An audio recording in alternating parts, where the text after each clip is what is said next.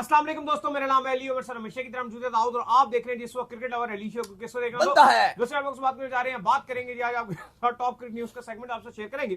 Number 1 पे आप लोग से बात करने जा रहे हैं, जो हमारे पास अपडेट आ रही है वो आ रही है पाकिस्तान और ऑस्ट्रेलिया सीरीज को लेकर, शेड्यूल को लेकर अपडेट आ रही है। क्या अपडेट है वो आप लोग से शेयर करेंगे। आज पाकिस्तान ऑस्ट्रेलिया सीरीज का शेड्यूल आ गया वो ये जो और हमने आपको बता भी दिया था, बड़ा नाखुश थे वैसे हम इस शेड्यूल को लेकर, लेकिन सेम ही आया है।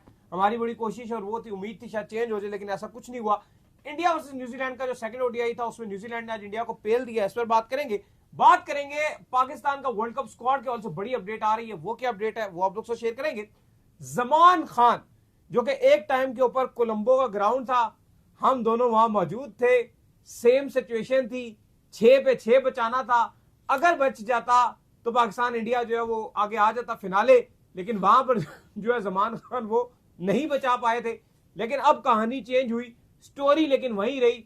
6 पे 6 ग्राउंड ऑस्ट्रेलिया की सरजमीन बचा गया भाई। जमान की लव स्टोरी है वैसे आखिरी ओवर के साथ 6 पे कुछ ना कुछ होता है। 6 पे 6 ख्वाजा जी ने कहा तू ही करेगा और उसने कर दिखाया। इस पर बात करेंगे। बात करेंगे पीएसएल के हवाले से कि पीएसएल के बड़ी जो लिस्ट आ रही है स्टार्स की, कौन कौन फॉरेन प्लेयर्स जो ज्वाइन करने जा रहा है उसके ऊपर बात करेंगे। अच्छा, साइम अयूब के हॉल से खबरें आ रही है कि शायद वो पेशावर ज़ल्मी को जो है वो छोड़ दे, वो क्या स्टोरी है वो आपको बताएंगे। Multan Sultan Baden cup cell पर आ रही है, अली तरीन भी जो है वो आए हैं अपनी एक्स के पीछे, ये क्या स्टोरी है वो आप लोग से शेयर करेंगे। और बांग्लादेश का जो इशू है वर्ल्ड कप का, अब उसका क्या सोल्यूशन निकलेगा। आईसीसी भी वरी है, बीसीसीआई भी वरी है, बांग्लादेश भी वरी है, क्या स्टोरी हो रही है, क्या कहानी, उस पर बात करेंगे। तो अगर आप हमारे चैनल पर पहली बार आए, चैनल को अभी सब्सक्राइब करें, साले के पहले बात का आगाज करते हैं नंबर 1 खबर के साथ जो हमारे पास आ रही है। तो इस वक्त नंबर 1 खबर आ रही है हमारे पास वो यही आ रही है कि पाकिस्तान और ऑस्ट्रेलिया का जो शेड्यूल है वो सामने आ चुका है। पहले भी हमने आपको बता दिया था कि ये सीरीज जो है वो 29 जनवरी से जो है स्टार्ट होगी और 1 फरवरी को जो है इस सीरीज का जो है इख्तिताम हो जाएगा। दाऊद सब सेम ही देखने को मिलेगा। देखिए कोई सरप्राइज नहीं, और हमने आपको एक हफ्ते उससे भी पहले आपको यही तारीखें बताई थी, वेन्यू में बता दिया था, हर चीज बता दी थी। और आज सुबह सुबह पाकिस्तान क्रिकेट बोर्ड ने ये शेड्यूल अनाउंस कर दिया विद नो सरप्राइज। 19 तारीख को पाकिस्तान ऑस्ट्रेलिया का पहला मैच खेला जाएगा, 29 जनवरी को पहला मैच खेला जाएगा। फिर आपका 30 को ब्रेक रखा जाएगा जिस दिन आपका पीएसएल का ड्राफ्ट भी है, और खबरें यह भी है कि ऑस्ट्रेलिया टीम उसमें भी शिरकत करेगी।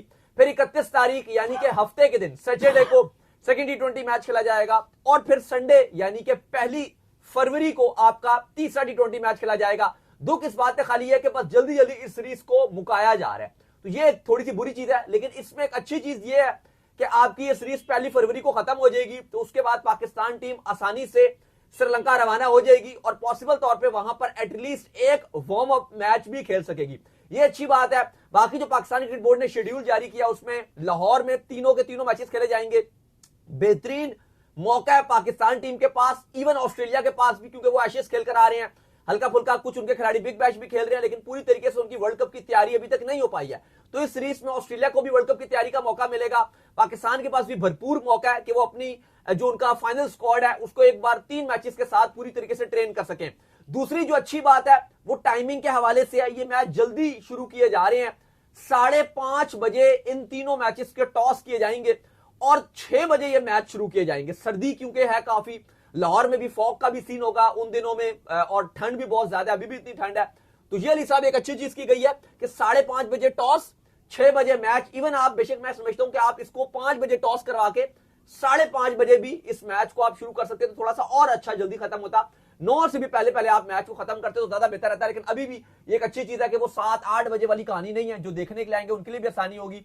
बाकी उम्मीद की जा रही है कि अच्छी सीरीज होगी। ऑस्ट्रेलियाई टीम जो है वो 28 तारीख को या 27 और 28 के दरमियान में पाकिस्तान पहुंचेगी। खैर, जिसके बाद जो अपडेट आ रही है जी हमारे पास वो आ रही है इंडिया और न्यूजीलैंड के ओर से अपडेट आ रही है।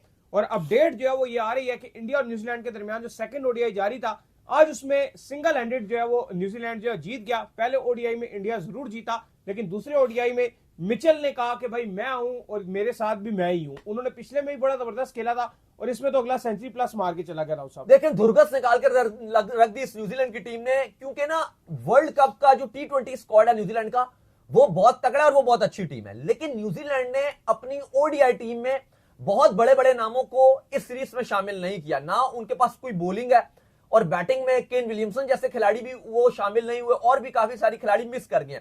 अच्छे अच्छे नाम इसके अंदर बिल्कुल शामिल नहीं है। ना लॉकी फर्गुसन है, ना आपको इसके अंदर मैट हेनरी नजर आ रहे हैं, या बकिया भी जो आप काफी स्टार खिलाड़ी है, वो कोई भी इस टीम के अंदर नहीं है। तो मेन 5 से 6 जो इनके ओडीआई के खिलाड़ी हैं वो इस सीरीज में शामिल ही नहीं है। तो यकीनन तौर पे आप इसको न्यूजीलैंड की एक हल्की टीम भी कह सकते हो, क्योंकि अक्सर जब न्यूजीलैंड पाकिस्तान भेजता है और अपने मेन प्लेयर्स नहीं भेजता तो इंडिया से बहुत ट्रोल किया जाता था उनकी मीडिया की तरफ से, उनकी सोशल मीडिया की तरफ से, कि देखो जी न्यूजीलैंड की बी टीम, सी टीम, फलां टीम ने पाकिस्तान को हरा के चली गई। तो आप देखिए इसको आप क्या नाम दोगे, न्यूजीलैंड की कौन सी टीम है ये? क्योंकि इसने इंडिया को ना सिर्फ हरा दिया बल्कि डेरिल मिचर और विल यंग ने ट्रैश करके रख दिया। कुलदीप यादव जिनकी हर कोई तारीफ करता है, हम खुद उनकी इतनी तारीफ करते हैं, लेकिन ऐसे लग रहा है कि अब वो एक मंदिर की घंटी बन चुके हैं जिसको हर कोई बजा के जा रहा है।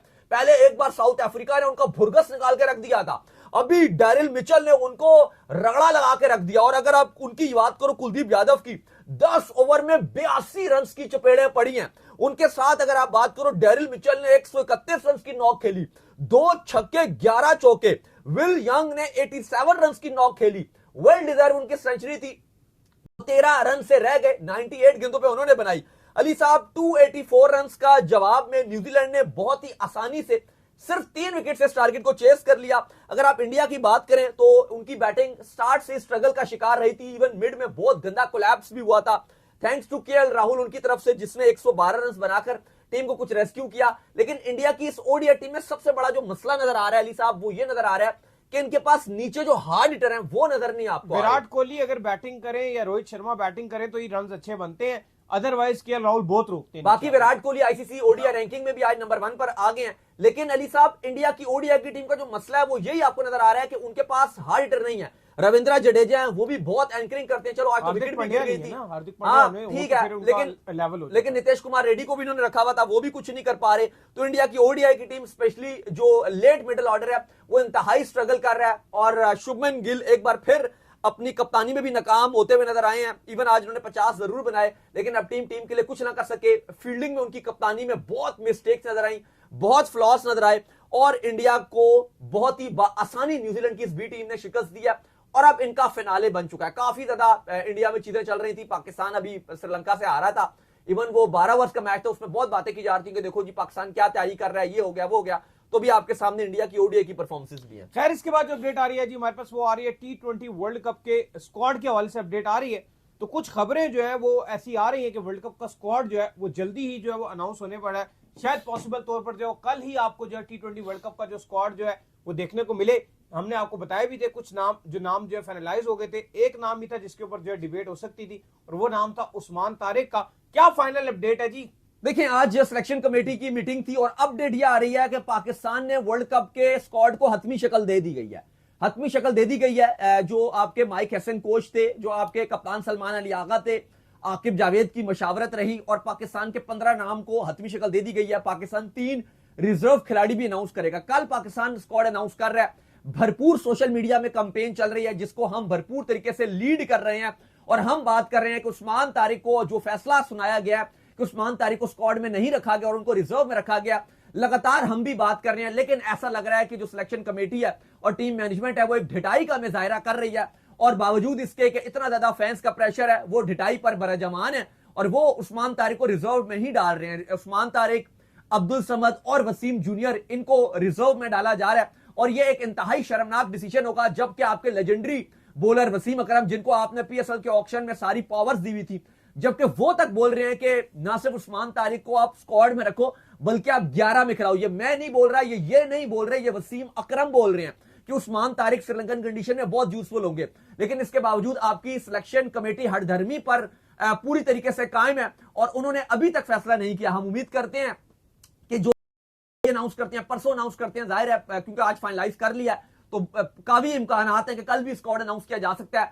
तो अली साहब फिलहाल तो कह रही है कि नहीं कर रहे। उस्मान खान ने चलो आज बीपीएल में थोड़े बहुत रन भी बनाए हैं, कोई 45 रन। बात वो नहीं है कि वो रन बना रही है, नहीं बना रहे। मेरा सवाल यह है कि उस्मान तारिक आपके 2-3 जगह फिट हो सकते हैं। पहली तो यह कि आप उस्मान खान को बाहर कर सकते हो बहुत आसानी से, जिनकी कोई परफॉर्मेंस नहीं है, बड़े मैच में कुछ भी नहीं करके दे रहे। लेकिन अगर चलो इनकी सोच है टीम मैनेजमेंट की और सिलेक्शन कमेटी की, नहीं जी उस्मान तारिक तो खेलेगा, कचरा तो खेलेगा, चलो हमने मान लिया, हमने आपकी बात ये भी मान ली। कहां से कचरा आ गया? उस्मान तारिक ने, सॉरी उस्मान खान की बात कर रहा हूं। अच्छा। उस्मान खान कि वो कहते हैं कि वो तो खेलेगा, स्क्वाड में रहेगा, चलो हमने आपकी बात मान ली। अब अली साहब सवाल यहां पर यह है कि आपने जो आधा दर्जन फास्ट बॉलर अपने स्क्वाड में रखे हुए हैं, उसका क्या मकसद है? और दाऊद साहब आपको पता भी चल गया कि यार श्रीलंका के अंदर जो है फास्ट बॉलर्स की कोई जरूरत नहीं। इवन आप शाहीन शुहीन को भी लेकर जाएंगे, यकीन करें वो पहले 1-2 ओवर अगर उसने कुछ कर दिया तो कर दिया, अदरवाइज उसकी भी नहीं जरूरत है। हारिस रऊफ को अगर आप देखेंगे तो बाद में उसके ओवर में भी बहुत ज्यादा फेंटी पड़ेगी। हमने उस दिन देखा जूनियर बजाते खुद इतना बुरा बॉलर नहीं है जितना जूनियर को दाऊद साहब उस दिन मार पड़ी है। अब मेरा आपसे मसला सवाल यह है कि वो कंडीशन जो सूट कर रही थी वो टिपिकल स्पिनर को सूट कर रही थी, और जो पेस को हम जो रीड कर रहे थे वो हसरंगा जैसी जो पेस थी उसको ज्यादा वो सूट कर रही थी। और हमने ये देखा भी कि इब्रार ने भी वहां पर अच्छी बॉलिंग की, अगर उस्मान तारिक वहां पर होता तो सुपर बॉलिंग करता। अच्छा, अब आप मेरे ना एक बड़े सवाल का जवाब दो। एक शदाब ने इतनी अच्छी बॉलिंग की। ये बात सबको बताया कि जब आप एक 15 रुकनी स्क्वाड बनाते हो, कोई भी दुनिया की स्क्वाड अभी आ चुके हैं, वेस्ट इंडीज के अलावा सब ने स्क्वाड अनाउंस कर दिया और एक पाकिस्तान के अलावा सबके स्क्वाड आ गए। अब आप मेरी बात का मुझे जवाब दो कि जब 15 रुकनी स्क्वाड बनाया जाता है, जब एक सिलेक्शन कमेटी बैठती है, वो क्या चीज देखती है?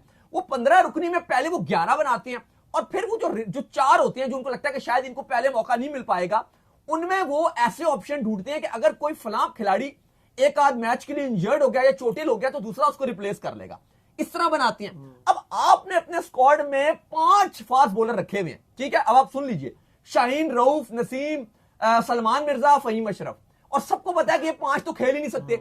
अगर इवन एक पक्का इंजर्ड भी हो जाता है फिर भी 4 नहीं आप खिला सकते। अब आप मुझे एक सवाल का जवाब दें, शादाब खान, मोहम्मद नवाज, इब्रार, ये 3 है और ये तीनों ऑलमोस्ट हर मैच खेलेंगे। शादाब आपके नंबर 6 पे भी खेल जाएंगे, नवाज भी खेल रहे हैं और इब्रार भी खेल रहे हैं। अब आप मुझे एक सवाल का जवाब दो, खुदा ना खास्ता लंबा वर्ल्ड कप है 1 महीने का, अगर शादाब, नवाज या इब्रार में से किसी एक को, स्पिनर है, किसी की उंगली में चोट लग गई, श्रीलंका मौसम नरम गरम रहता है, बारिश हो गई, कभी ये होगा, किसी को फ्लू हो गया, एक मैच के लिए कोई अवेलेबल नहीं हुआ, अब आप मुझे बताओ कि उनकी जगह 11 में कौन खेलेगा?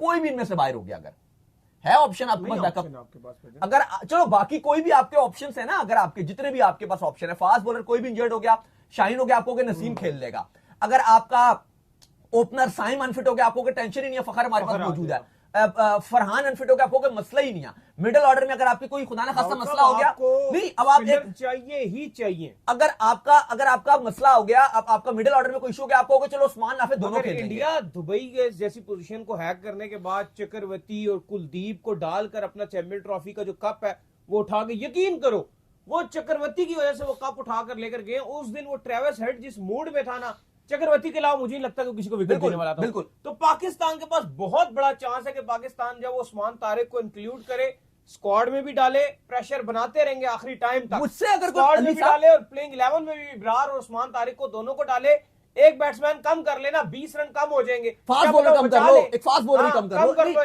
अली साहब, अब हम तो यहां बैठ के जिस तरह की बॉलिंग किया, हम तो सुफियान मुकीम की भी बात करें, सही बात है, हम तो कहें कि भाई सुफियान मुकीम को भी लाओ, मतलब हमारा नहीं, अब आप मेरी बात, हम क्यों नहीं कह रहे? क्योंकि हमें पता है कि 15 रुकनी स्क्वाड है ना, तो ये नाजायज हो जाएगा। फिर अब आप एक बॉलर को हटाना पड़ जाएगा आपको, फास्ट बॉलर को, वहां पे फास्ट बॉलर अगर इंजर्ड हो गया तो आपके पास, हम सुफियान मुकीम बहुत अच्छा कर रहा है लेकिन मजबूरी है कि आप उसको नहीं खिला सकते। हम इसलिए कह रहे हैं कि यार एटलीस्ट उस्मान तारिक तो आपकी मजबूरी है, सिर्फ इसलिए नहीं कि वो अच्छा बॉलर है, बल्कि आपका राइट कॉम्बिनेशन बनाने के लिए भी वो आपको चाहिए। क्योंकि चलो जो आपका प्लान है, चलो छोड़ो हमारी सोच, फैंस की सोच, क्या हम कह रहे हैं जी अटैकिंग ऑप्शन के साथ जाना है, ये तो आपका बेसिक प्लान है ना कि शादाब भी खेलेगा प्लेइंग 11 में, नवाज भी खेलेगा क्योंकि वो दोनों ऑलराउंडर हैं, दोनों स्पिनर भी हैं, और इब्रार खेलेगा। ये तो आपकी प्लेइंग 11 है, ये हम नहीं इस पे बात कर रहे, तो आपका प्लान है, टीम मैनेजमेंट का, कोच का, माइक हसन का, सिलेक्शन कमेटी का, ये इनका प्लान है।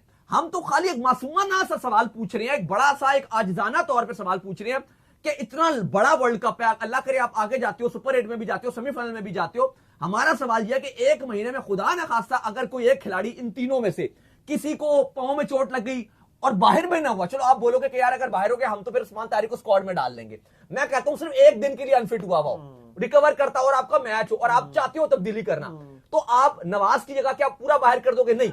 अब आपके पास ऑप्शन क्या होगा मैं आपको बताता हूं, आप मजबूरी तौर पे एक फास्ट बॉलर को और प्लेइंग 11 में डाल और मजे की बात और वो आपके लिए सबसे बुरा हो जाएगा। और मजे की बात ये कि अगर आप जो है वो इसको उस्मान तारिक को साथ रखते हो, उस्मान तारिक एक तरफ से बॉल डाले, इब्रार एक तरफ से डाले, वहां से शादाब डाले, वहां से नवाज डाले, और आपके हक में पोजीशन ये चली जाती है कि कंडीशन ही स्पिनर को ही सूट हो जाती है, टोटल स्पिनर, तो आप पूरी एक सिचुएशन को हैक करके पूरा मैच। अली साहब चलो हम तो ये इतनी बड़ी बड़ी बातें कर ही नहीं रहे कि उस्मान तारिक को भी 11 में खिला दो, हमें पता है ये बात, इतने ये बहादुर ही नहीं है, वो आप छोड़ दो। हम तो खाली ये बात नहीं स्क्वाड में डालो फिर खिलाओ। नहीं, हम तो खाली ये कह रहे हैं कि भाई कम से कम बैकअप के तौर पे इतनी हमारी ख्वाहिश मान लो कि स्क्वाड में रखो। वो तो फिर आप कह रहे हो ना कि हम बहुत ही सपनों में उड़ने लग गए, बहुत ही ज्यादा पर लग गए हमारे। इतना बड़ी चीज तो नहीं है। नहीं, ये तो स्क्वाड में नहीं डाल रहे ना आप। देखो इतनी हैरान कौन बात है कि आप उस्मान तारिक को स्क्वाड में डाल रहे। चलो स्क्वाड में लाएंगे, फिर हम रोला भी डाल सकते हैं 11 में डालो। अभी तुम खाली ये इतनी सी आजीजी से मुतालबा कर रहे हैं कि भाई आप सिर्फ 15 रुकने स्क्वाड में डालो, क्योंकि अगर शदाब, नवाज, इब्रार एक भी अनफिट हो गया तो आपका तो पूरा प्लेइंग 11 का तत्तर बतर हो जाएगा। फोर्सफुली 3 फास्ट बॉलर खिलाओगे या 4 खिलाने पड़ जाएंगे आपको, और मुझे लगता है कि ये बिल्कुल भी राइट कॉम्बिनेशन नहीं होगा। खैर इसके बाद जो अपडेट आ रही है जी हमारे पास, वो अपडेट जो है वो ये आ रही है, वो आ रही है जी जमान को लेकर जो अपडेट आ रही है कि जमान ने शानदार किस्म की परफॉर्मेंसेस जो है वो दिखाई है अपना ये जो बिग बैश लीग है उसके अंदर। आज एक सिचुएशन ये आई कि 6 बॉलों पर 6 रन जो है वो दूसरी टीम को चाहिए था। उस्मान ख्वाजा ने बॉल उठाया और दिया जमान खान को, जा भाई तू ओवर कर। एक एंड पे जो चौधरी खेल रहे थे, एक एंड पे ऑस्ट्रेलिया का अपना बैट्समैन जो है वो बैटिंग कर रहा था। लेकिन क्या कमाल किस्म की जो है एलिस, एक साइड के ऊपर जो वो एलिस मौजूद थे, क्या कमाल किस्म की जो जमान खान ने बॉलिंग की। पहली बॉल हुई भाई सिंगल रन, उसके बाद डॉट डॉट डॉट, फिर 5वीं पे जाकर जो है वो आउट हो गया कैच, और 6वीं पे जो है सिंगल बना। मतलब कमाल यार, इतने बड़े ग्राउंड के अंदर 6 बॉलों पे 6 रन डिफेंड कर गया ये शहजादा। और फिर क्या था, मानुस लबुशन की टीम थी, ये उस्मान ख्वाजा की टीम थी, सारे चिमड़ नहीं गए इसको आके। देखिए और एंड में आके आईफोन भी मिला है उस्मान ख्वाजा ने उनको, जमान खान को वो भी गिफ्ट किया। खैर मैच था ब्रिस्बेन हीट का और होबार्ट हुरिकेन्स का। ब्रिस्बेन हीट ने पहले बैटिंग करते हुए 160 रन बोर्ड पे लगाया 8 विकेट के नुकसान पे, और उसके बाद जैसे सिचुएशन थी जमान खान ने कमाल किस्म का आखिरी ओवर डाला और उस तरह से जो मैच है वो ब्रिस्बेन हीट को जितवा दिया और 3 रन से मैच अपने नाम कर लिया। लेकिन अली साहब जो मजेदार चीज है, जमान खान जब आखिरी ओवर डाल रहे थे, जाहिर है हमने भी बहुत सारे जमान खान के लास्ट ओवर स्टेडियम में देखे हैं, स्टेडियम से कवर किए हैं, मीडिया बॉक्स में देखे हैं, या ग्राउंड में हम मौजूद थे, हमने ये चीजें देखी हैं। तो जाहिर है हमें सबसे पहले तो वो श्रीलंका वाली वाइब्स आ गई जहां पे बाबर आजम कप्तान थे और हम बहुत दुआएं कर रहे थे कि पाकिस्तान अगले राउंड में जाता, वो नहीं हो सका। लेकिन इसके अलावा जो जमान खान का लास्ट ओवर के साथ जो लव स्टोरी है, कभी हार कभी जीत वाला चलो सिलसिला है, लेकिन वो अपने पीक पर है। आप देखो कि आज उनका जो 6 रन था उन्होंने ये बचा लिया। अगर आपको मैं पीछे लेके जाऊं PSL 7 में, तो वहां पे इस्लामाबाद यूनाइटेड के अगेंस्ट 12 रन उनको बचाना था, उन्होंने वो बचा लिया। फिर PSL 8 में मुल्तान सुल्तान के अगेंस्ट उनको 15 रन बचाना था, उन्होंने वो बचा लिया।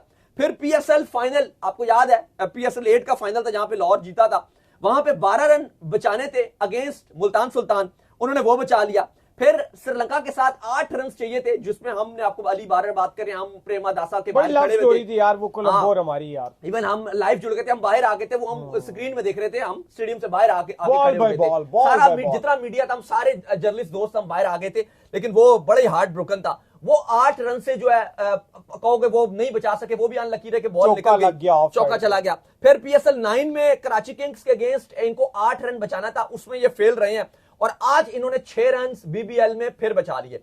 तो लव स्टोरी में जमान खान की जो लव स्टोरी है, कभी हार कभी खुशी कभी गम, वो बरकरार है। लेकिन ज्यादातर इनकी खुशी जो है वो ऊपर रहती है और कमाल करके दिखा देते हैं। कटर जो है ना इनका, वो कटर वो बड़ा, और इनके स्लो रन बड़े अच्छे होते हैं, डिटेक्ट ही नहीं कर पाया जाता कि क्या करेंगे। तो कमाल हमारी टीम में भी एक लड़का खेलता है, वो जहर, वो उस तरह के ये स्लो वन करते हैं, बड़े कमाल किस्म के स्लो। अच्छा अली साहब, अब इसमें कहा जा रहा है कि आजकल ट्विटर में बड़ा ट्रेंड चल रहा है कि जमान खान को, भैया अगर आपने इतनी लंबी लाइन रख लिया है वर्ल्ड कप में, फास्ट बॉलर्स की आधा दर्जन फास्ट बॉलर है, तो भाई इनकी भी कई जगह बनवा लेते। फिर लेकिन इनसे जो है ना शुरू के ओवर नहीं होते हैं, थोड़ा सा इनका ये इशू बिग बैश में भी ये बहुत बड़े वाइड करते हैं। इवन 29 रन आज दिया था, लेकिन पावर प्ले में तो ओवर कराने के है ही नहीं ना। और एक और मसला आ जाता है कि ये बहुत लंबे वाइड देके चौके भी खा जाते हैं, एंगल इस तरह के जोर लगाते हैं पर ही निकल जाती है, और हाँ वो एंगल उनका कुछ उन्हें खुद नहीं समझ आती। खैर इसके बाद जो अपडेट आ रही है जी, वो आ रही है साइम अयूब के हवाले से, और खबरें आज जो है साइम अयूब को लेकर जो है वो ये आ रही हैं कि साइम अयूब माइट भी पॉसिबल है कि पेशावर ज़ल्मी को जो है वो लीव कर रहे हैं।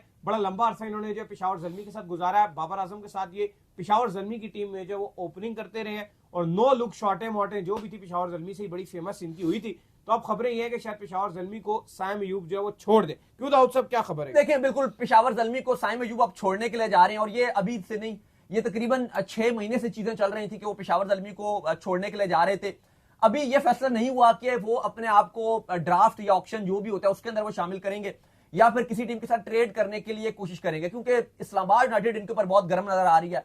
और पेशावर ज़ल्मी ने तो इवन ये खबर नहीं थी, लेकिन जो रेड हॉट शेरू साहब हैं इस्लामाबाद यूनाइटेड के, वो ये खबर दे रहे हैं और वो कह रहे हैं जी ब्रेकिंग, साइम अयूब जो है वो छोड़ रहे हैं। लेकिन ना इस पर जो एक अपडेट है हमारे पास, जो हमें हमारे जराए बता रहे हैं, वो ये बता रहे हैं कि पेशावर ज़ल्मी को साइम अयूब इसलिए भी छोड़ने पड़ जाएंगे क्योंकि पीसीबी अभी जो पीएसएल की मैनेजमेंट है वो ऑफिशियल तौर पे अनाउंस कर रही है रिटेंशन पॉलिसी, और उस रिटेंशन पॉलिसी के तहत उनको बाबर और साइम में से एक ही रखना पड़ सकता है।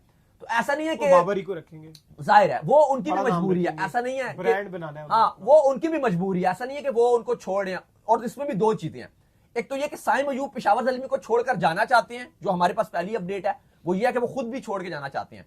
दूसरी ये है कि ज़ल्मी उनको छोड़ना नहीं चाहती, लेकिन पेशावर ज़ल्मी की मजबूरी है क्योंकि वो बाबर और साइम को एक साथ अब रख नहीं सकते, क्योंकि अब पीसीबी जो दो नई टीम्स आई हैं सियालकोट और हैदराबाद, पीसीबी बिल्कुल भी नहीं चाहता कि उनके साथ जरा बराबर नाइंसाफी हो। जिन्होंने आपकी जो बकिया करंट टीम है इनसे 3 गुना अमाउंट ज्यादा दी हुई है, तो वो चाहते हैं कि ड्राफ्ट में और जो रिटेंशन में उनके पास भी पूरा मौका हो। तो पीसीबी चाहता है कि कम से कम प्लेयर जो है वो रिटेन किए जाएं, जो आपकी बकिया 6 फ्रेंचाइजीज हैं वो कम से कम रिटेन करें, ताकि इनके पास पूरा मौका हो, ये जो बड़े नाम है साइम जैसे नाम, ताकि ये वापस आए ऑक्शन में या ड्राफ्ट में। और उससे पहले आपको पता है कि रूल क्या होगा, जो आपका ड्राफ्ट या ऑक्शन जो भी होना है उससे पहले जो बकिया 6 टीम्स हैं वो अपनी रिटेंशन अनाउंस करेंगी कि 2-2 या 3-3 पीसीबी जो भी बोलेगा उतने प्लेयर्स, फिर वो जो प्लेयर्स छोड़ेंगी फिर पीसीबी इन 2 को बोलेगा कि अब आप इनमें से प्लेयर चुन लो, वही 3-3 2-2 जितने भी पीसीबी ने बताए हुए, फिर ये 2-2 3-3 चुन लेंगी, फिर जो प्लेयर बचेंगे वो ड्राफ्ट में जाएंगे। खैर जी, इसके बाद जो अपडेट हमारे पास आ रही है वो आ रही है पीएसएल के स्टार्स के हवाले से। तो भाईजान पीएसएल के जो स्टार्स हैं, जिस पर फॉरेन प्लेयर्स जो है वो आपको दिखेंगे, उनकी कुछ लिस्ट जो है वो सामने आई है। तो कौन कौन से ऐसे मशहूर नाम है जो कि इस बार हमें पीएसएल में दिख सकते हैं, क्योंकि पीएसएल की इस बार जो गैमा गैमी है वो बड़े अरूज पर है। और मुझे पर्सनली ऐसा फील होता है कि इस बार जो पीएसएल का ब्रांड है वो आपको काफी उठेगा, क्योंकि जिस तरीके से हाइप बनना शुरू हो चुकी है ना पीएसएल की, छोटी छोटी चीजों की पीएसएल की हाइप बनती जा रही है, तो इस बार आपका पीएसएल तगड़ा होना था। देखिए हमारे पास जो एक अपडेट है वो ये है कि आपकी जो 2 नई फ्रेंचाइजीज हैं वो इस बात की ख्वाहिश रखती हैं, स्पेशली सियालकोट बार बार ये बात कर भी चुकी है कि हमें डायरेक्ट साइनिंग की भी इजाजत दी जाए, क्योंकि उनका मानना यह है कि वो प्लेयर जो शायद पीएसएल के ड्राफ्ट में नहीं आएंगे, हम उनको ज्यादा दामों पैसे देकर अपनी टीम में शामिल कर सकते हैं। बिलखसूस वो ऑस्ट्रेलियन प्लेयर्स की बात कर रहे हैं कि जो बड़े नाम है ऑस्ट्रेलिया के, स्टार नाम है ऑस्ट्रेलिया के, उनको वो पीएसएल में डायरेक्ट साइनिंग करके ले आएंगे। तो वो पाकिस्तान क्रिकेट बोर्ड की जो पीएसएल की मैनेजमेंट है उससे वो रिक्वेस्ट कर रहे हैं कि आप इसकी भी इजाजत दीजिए। अभी तक हतमी फैसला पीसीबी ने कुछ भी नहीं किया, लेकिन अभी वो करेगी। तो ये भी चांस है कि शायद इनके अलावा कुछ और भी बड़े नाम जो आपको हैरान कर दिए जाएं, वो टीमें डायरेक्ट अपने साथ शामिल कर लें अगर डायरेक्ट साइनिंग की इजाजत मिलती है, क्योंकि बकिया जो लीग्स हैं उनमें आपको ये अलाउ किया जाता है कि आप डायरेक्ट साइनिंग भी कर सकते हैं, चाहे बीपीएल की बात कर लें, बकिया लीग्स की बात कर लें। अच्छा, लेकिन अगर आप सबसे पहले जो बात करें, जो बड़े नाम हैं जो अभी तक आप कह लो कि लिस्ट और इनरोल किए जा रहे हैं, या इनमें से कुछ के साथ बात आखिरी मराहिल में शामिल है, मे बी अभी उनके साथ डील ना भी बने, लेकिन काफी हद तक डील्स क्लोज भी होने के लिए जा रही हैं। इसमें अगर आप नाम सुनेंगे, Adam Zampa, Steven Smith, Alex Carey, Joe Root, Harry Brook, Moeen Ali, Glenn Maxwell, David Warner, Jonny Bairstow, Daryl Mitchell, जिन्होंने आज इंडिया को 131 रन का कुटा, चाहे कुलदीप की बात करें किसी की भी बात करें, वेबस्टर कमाल कर रहे हैं भाई, एशेज में भी कमाल किया था, इंडिया के अगेंस्ट भी इन्होंने कमाल किया था जो बॉर्डर गवास्कर ट्रॉफी थी, Adil Rashid, Keshav Maharaj, Reeza Hendricks, Faf du Plessis, Kusal Mendis, Rishad Hossain, Mustafizur Rahman, Asalanka, Shai Hope और तबरेज शमसी, ये कुछ बड़े नाम हैं। इनमें से कुछ के साथ डील मुकम्मल तौर पे फाइनलाइज कर ली गई है, और कुछ के साथ डील चल रही है, और कुछ के साथ हतमी मराहिल में पहुंचने के करीब है, जिनमें हमारे पास अपडेट आ रही है कि हैरी ब्रूक का भी नाम शामिल है, ग्लेन मैक्सवेल से भी बातचीत जारी है, लेकिन अभी तक हतमी फैसला नहीं किया गया। लेकिन कभी इम्कान यही है कि सारे बड़े नाम आपको फॉरेन प्लेयर्स में या आपको पीएसएल 11 में एक्शन में दिखाई देंगे। खैर जी, इसके बाद जो हमारे पास अपडेट आ रही है वो अपडेट हमारे पास आ रही है मुल्तान सुल्तान के हवाले से। तो खबरें आ रही हैं भाईजान, मुल्तान सुल्तान जो है वो दोबारा सेल के लिए जो है वो आ रही है, और जो डेट उसकी दाऊद साहब सामने आ रही है वो 30 जनवरी की जो डेट है वो सामने आ रही है कि 30 जनवरी को माइट भी पॉसिबल है कि मुल्तान सुल्तान जो है वो दोबारा से सेल में आती हुई दिखे। इसके ऊपर जो है वो आपके जो अली तरीन है उनका भी ट्वीट आया सामने, जिसमें उन्होंने कहा कि वो आपकी जो एक्स होती है ना, उससे आपकी जो रीमैरिड करनी होती है वो वाला सीन चल रहा है, ये क्या कहानी है? देखिए, आज पीसीबी ने ऑफिशियल कर दिया है और बिड की डेट अनाउंस कर दी है और पाकिस्तान क्रिकेट बोर्ड ये कहता है कि 30 तारीख का आपके पास टाइम है। कोई भी खरीदार हो, आपको पता है ऐसी 2-3 कंपनीज थी जिन्होंने बड़ी कोशिश की इस बार लेने की, लेकिन जाहिर है जिस तरह से हैदराबाद ने पहले खेला था वो तो लगा था किसी को लेने नहीं देंगे। सियालकोट ने भी अकलमंदी की, उन्होंने कहा अभी रुक जाओ वरना ये जो हैदराबाद वाले हैं इसको बहुत आगे तक ले जाएंगे। उन्होंने होल्ड किया और उसके बाद फिर सेकंड टाइम उनको मौका मिला, उन्होंने कहा अब बेहतरीन मौका है, अब ले जाओ। क्योंकि हैदराबाद जिस तरह से बिड भी लगा रहा था ना, वो 15-15 करोड़ 10-10 करोड़ का आगे वो लौरा उनकी जिस तरह से लगा रही थी, वो प्रेशराइज कर रही थी सियालकोट को भी। तो उन्होंने कहा अभी रुक जाओ, इनको लेने दो, जब चले जाएंगे तो फिर हमारे पास चीजें बेहतर हो जाएंगी। तो अब जो थर्ड फ्रेंचाइज है वो मुल्तान सुल्तान आ रही है और पीसीबी ने कह दिया कि आपके पास पूरा मौका है कि आप 30 जनवरी तक अपना जो बिड है वो सबमिट कर सकते हैं। डेडलाइन दी गई है 3 बजे तक की। अच्छा दाऊद साहब, आपको लगता नहीं है कि जो मुल्तान सुल्तान के जो ऑनर है इन्होंने मिस्टेक की है? मतलब थोड़ी सी खामोश रह जाते, थोड़ा टाइम जिस तरह बाकी फ्रेंचाइजीज चुप रह गई, इनको उतने ही पैसों में दोबारा मिल जाती। अब ये मुझे जहां तक लगता है ये 200 करोड़ में जाके लेंगे, बहुत बहुत बड़ी बेस प्राइस होगी 200 करोड़। खबरें तो ये भी इस टाइम वो पछता रहे हैं और बहुत ज्यादा पछता रहे हैं, लॉस में जाएंगे दोबारा। अब कोई भी खरीदेगा मुल्तान सुल्तान तो 200 करोड़ तो समझ लो। और तो पहले मुझे लगा यही खरीदेंगे, यही हिम्मत करेंगे खरीदने की, लेकिन बहुत ऊपर पैसे नहीं। वो जो I2C वाले हैं और वो जो एम्स वाले हैं वो भी इस टाइम आप कह नहीं सकते कि वो करेंगे, वो सब अब तो गर्म हुए हैं ना। देखो फिर, लेकिन देखो पहले तो ये था ना कि किसी ऑक्शन में जाती ना इनको मिल जाती, इनके पास भी कम नहीं है, लेकिन इन्होंने अपना लॉस बहुत किया। नहीं, लेकिन अब वो 100 करोड़ में कहते हैं हमारा बहुत लॉस हुआ, लेकिन अब आप देखो ना, अब तो 200 करोड़ की बात आ गई, 185 करोड़ 175 करोड़ और मुल्तान तो फिर 200 करोड़ में जाएगी।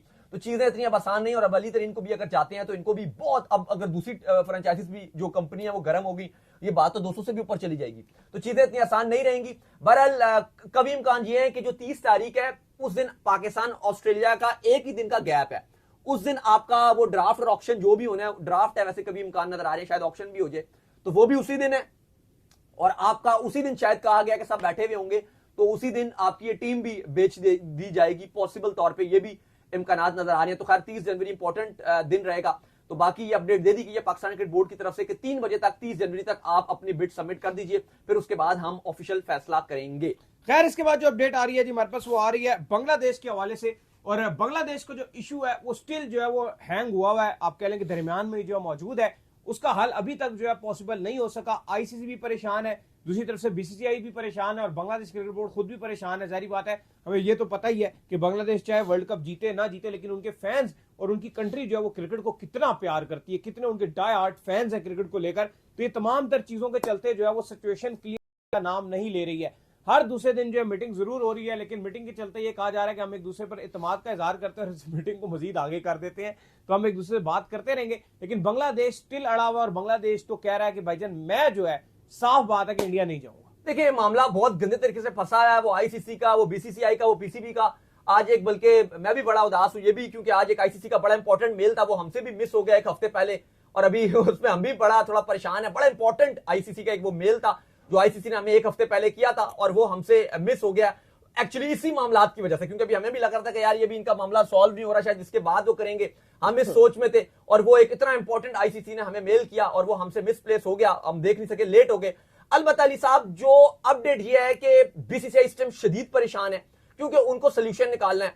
आईसीसी भी बीच में फंसा हुआ है क्योंकि वो ये भी अफोर्ड नहीं कर सकता कि यार बांग्लादेश एक बड़ी टीम है, वो चली जाए और फिर आप दूसरी टीम को लेकर आते हो, ये भी एक गंदा ठप्पा लग जाता है, काला की लग जाती है कि एक टीम बीच से हट गई। ठीक है, उनका अपना नुकसान तो होगा बांग्लादेश का, लेकिन आईसीसी के लिए भी कोई वैल्यू ऐड नहीं करेगा कि आप ये बोलो कि इतनी एक बड़ी टीम, टेस्ट प्लेइंग नेशन, वो लास्ट मोमेंट पे वर्ल्ड कप से पुल आउट करके खाली हमारे मैचेस शिफ्ट नहीं हुए। देखो मुझे लगता है कि इसका अब जो हल है आईसीसी, क्योंकि बांग्लादेश क्रिकेट बोर्ड ने बोला है कि आप इंडिया जाने के अलावा हमें कुछ भी कहोगे तो हम वो करेंगे, हर बात आपकी मानेंगे, क्योंकि आईसीसी ने काफी बोला कि आप नजरसानी करो, तो उन्होंने कहा हम आपकी हर बात मानेंगे। मुझे लगता है अली साहब जो इसका एक हल है वो सिंपल सा है। वो ये हल नहीं हो सकता कि आप बोलो कि क्योंकि उसमें इंडिया को बहुत एतराज होगा कि बांग्लादेश वहां पे चली जाती है और इंग्लैंड भी अपना मैच वहां खेलने के लिए जाए, फिर आपका जो वेस्ट इंडीज है वो भी मैच वहां खेलने के लिए जाए, नेपाल भी वहां जाए, इटली भी जाए। बेहतर हल यह है कि एक ग्रुप ऐसा है इस वर्ल्ड कप में, एक ग्रुप ऐसा है, ऑस्ट्रेलिया, श्रीलंका, जिम्बाब्वे, आयरलैंड और ओमान, कि ये पूरा का पूरा श्रीलंका में खेलेगा, कोलंबो में या कैंडी में ये मैचेस खेलेंगे अपने, ये एक वाहिद ग्रुप है। बाकी सब ग्रुप हेल जोल करेंगे। अगर आईसीसी ये फैसला कर ले बाकी बोर्ड्स को मशावरत करने के बाद कि अब देखो, अब आप अगर आप टॉप 2 टीम्स देखो उस ग्रुप की, ऑस्ट्रेलिया और श्रीलंका है, और थर्ड टीम कौन सी है, थोड़ी सी, क्योंकि श्रीलंका भी बहुत अच्छी नहीं है, लेकिन श्रीलंका के साथ इसलिए क्योंकि बहुत अच्छी नहीं है तो इन्होंने श्रीलंका के साथ रखी हुई है जिम्बाब्वे, जो इनको लगता है कि वो अच्छा कर सकती है, और आयरलैंड भी ठीक ठाक ही टीम है। और अगर आप ये ग्रुप देखते हो बांग्लादेश वाला, इसमें नंबर 1 इंग्लैंड है, नंबर 2 में वेस्ट इंडीज जरूर है जिसको सीड किया गया कि नंबर 2 पे है, लेकिन सबको पता है कि वेस्ट इंडीज की जो टीम है वो भी नरम गरम है, इसलिए उसको कवर देने के लिए कि ताकि ग्रुप थोड़ा सा इंटरेस्टिंग रहे, वहां पे बांग्लादेश को रखा हुआ है 3rd नंबर पे। तो अगर आईसीसी ये फैसला कर ले कि जो जिम्बाब्वे है, अच्छा काफी लोग कह रहे थे ना कि सिकंदर रजा को इंडिया का वीजा नहीं मिल रहा, लेकिन अभी उनको फिलहाल जरूरत नहीं है इंडिया के वीजे की, क्योंकि अभी उनको सारे मैचेस अपने श्रीलंका में खेलने हैं। लेकिन अगर यह फैसला कर लिया जाए कि आप बोलो जिम्बाब्वे को, बोलो कि भाई जिम्बाब्वे आप इस ग्रुप में आ जाओगे, जो आपका ग्रुप है इंग्लैंड, वेस्ट इंडीज, जिम्बाब्वे आ जाएगी बांग्लादेश की जगह, और साथ इटली और नेपाल। तो आपने बांग्लादेश को निकाल ही दिया? बांग्लादेश को निकाल दिया इस ग्रुप से, मैंने बांग्लादेश को मैंने डाल दिया, जो पूरा का पूरा आपका ग्रुप मौजूद है श्रीलंका में। वो कौन सा ग्रुप है? ऑस्ट्रेलिया तमाम मैचेस जो ग्रुप मैचेस हैं वो श्रीलंका में खेलेगी। फिर आपकी श्रीलंका अपने ग्रुप मैच सारे श्रीलंका में खेलेगी।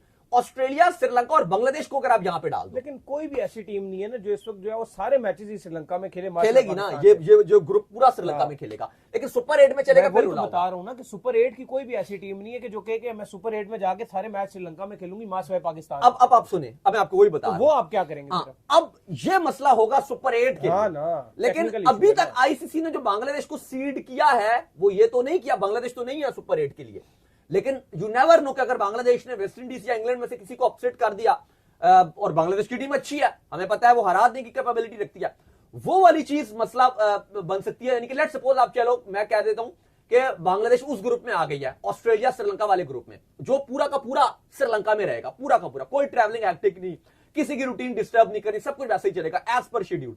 बस जहां जहां जिम्बाब्वे ने मैच खेलने होंगे अपने, ऑस्ट्रेलिया, श्रीलंका, ओमान और आयरलैंड वाला, वो बांग्लादेश उधर आ जाएगी। अब एक मसला खाली आएगा, अगर बांग्लादेश ने श्रीलंका को भी हरा दिया, आयरलैंड को भी हरा दिया, वहां पे वो ओमान को भी हरा दिया, और अपने आप को कहीं ना कहीं ऑस्ट्रेलिया के साथ 2 टॉप 2 में आ गई, फिर मामला थोड़े से खराब हो सकते हैं। क्यों? अच्छा, उसमें भी एक और मजे की आप चीज देखो, वो जो आप ग्रुप की बात कर रहे हो जो सुपर 8 की, वहां पर क्योंकि श्रीलंका को सीड किया गया उस ग्रुप से, तो श्रीलंका अपना सुपर 8 का एक मैच तो वो लाजमी श्रीलंका में खेल रही है, ऐसा नहीं है कि वो सारे मैच जो है वो इंडिया में खेलते हैं। फिर कहीं ना कहीं अगर आप देखो तो चीजें हक में बेहतर हो सकती हैं, लेकिन मुझे लगता है कि यही एक सोल्यूशन है जिस पर बीसीसीआई के लिए भी आसानी होगी, क्योंकि अगर तो बांग्लादेश पहले राउंड में बाहर होगी तो सबके लिए चीजें आसान हो जाएंगी, ना आईसीसी परेशान होगा, ना बीसीसीआई परेशान होगा। फिर चलो आप कुछ सोल्यूशन रख लो कि चलो जी कुछ एक आध मैच की एडजस्टमेंट होगी, वो आप कर ही सकते हो, लेकिन मुझे लगता है कि ज्यादातर चांसेस तो यही है कि शायद ऑस्ट्रेलिया और श्रीलंका अगर आगे जाते हैं उस ग्रुप में, आप उनको डाल दो तो चीजें बहुत रिजॉल्व हो सकती हैं। इसके अलावा फिर बाकी सोल्यूशन में यह है कि आपको सारी टीमों को छेड़ना पड़ेगा। वो ये होगा कि वो इंग्लैंड भी मैच एक खेलने के लिए बांग्लादेश के साथ श्रीलंका आएगी, फिर वेस्ट इंडीज भी वो आएगी, वो जैसे पाकिस्तान के साथ हो रहा है वो इनको करना पड़ेगा। लेकिन अगर वो ये नहीं करना चाहते तो सिंपल तरीकेकार है, ग्रुप आप बदल दीजिए। वैसे भी बांग्लादेश 3rd नंबर की टीम है अपने ग्रुप में, वहां पर जिम्बाब्वे 3rd नंबर की टीम है ऑलरेडी। अगर आप देखो तो बांग्लादेश, इंग्लैंड और वेस्ट इंडीज का जो ग्रुप है वो ग्रुप ऑफ डेथ है, बिल्कुल ऐसे ही। अफगानिस्तान वाला भी ग्रुप ऑफ डेथ है, जहां पे अफगानिस्तान, साउथ अफ्रीका और वो न्यूजीलैंड है, वो भी ग्रुप ऑफ डेथ है। लेकिन ये इंग्लैंड, वेस्ट इंडीज और बांग्लादेश का, चलो इंग्लैंड आपको थोड़ी सी ऊपर जरूर नजर आती है, लेकिन ऑन द डे बांग्लादेश भी हरा सकती है इंग्लैंड को, वेस्ट इंडीज भी हरा सकती है, और वेस्ट इंडीज और बांग्लादेश के मैच में तो मैं बोलता हूं 50-50 है, कोई भी किसी को हरा सकता है। तो वो अगर आप वहीं पे अगर आप शिफ्ट कर दो, जिम्बाब्वे को इधर ले आओ और बांग्लादेश को उधर ले आओ, मुझे लगता है सोल्यूशन निकल सकता है। तो चलिए उम्मीद करते हैं आज का हमारा शो आपको आएगा पसंद। आपसे वीडियो को लाइक कीजिए, हमारे चैनल को सब्सक्राइब कीजिए, साथ के बेल आइकन को बजाइए। एक और काम कर लीजिए, वो ये कर लीजिए, आप जो इंस्टाग्राम के ऊपर जाओ जाइए और जाकर इनको फॉलो इंस्टाग्राम पे मुझे फॉलो कर लीजिए, वहां पे मैं मौजूद हूं दाऊद क्रिकेट के नेम से। अगर आपको कोई सवाल हो तो भेजिएगा और इनको भी फॉलो मुझे फॉलो कीजिए, ऑफिशियल के नाम से लिंक डिस्क्रिप्शन में मौजूद है, जाइए फॉलो कीजिए। नेक्स्ट अल्लाह हाफिज़।